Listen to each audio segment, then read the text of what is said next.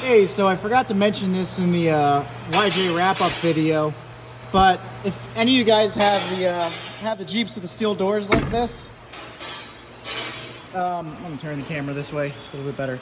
Yeah, you might find from time to time like the lock stops working, like you'll be able to lock it, but you can't unlock it, you know, or vice versa.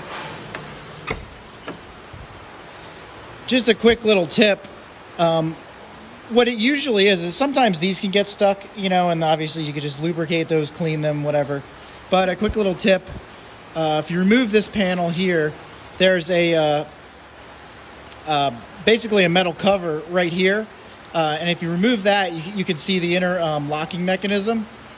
And if you look, what you'll see an arm that actually runs down, or I should say a rod that runs down and connects to an arm that goes over to the lock.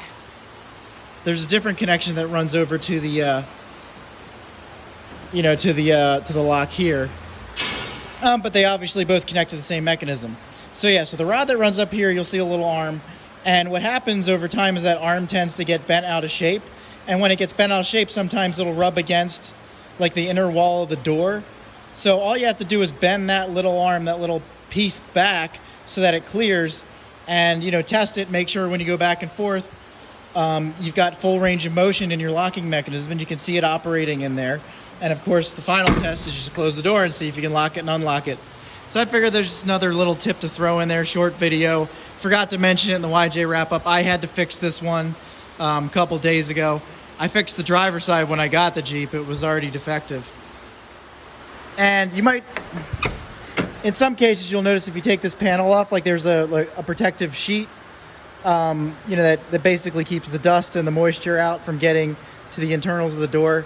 You can just go to like Home Depot, anywhere. So, for example, you could use this stuff, which I used to protect my toolbox and some of the stuff around me when I painted the YJ. But just cut that section off and you duct tape it over the where the plastic protective cover used to be. It's definitely thick enough and it'll hold up just fine.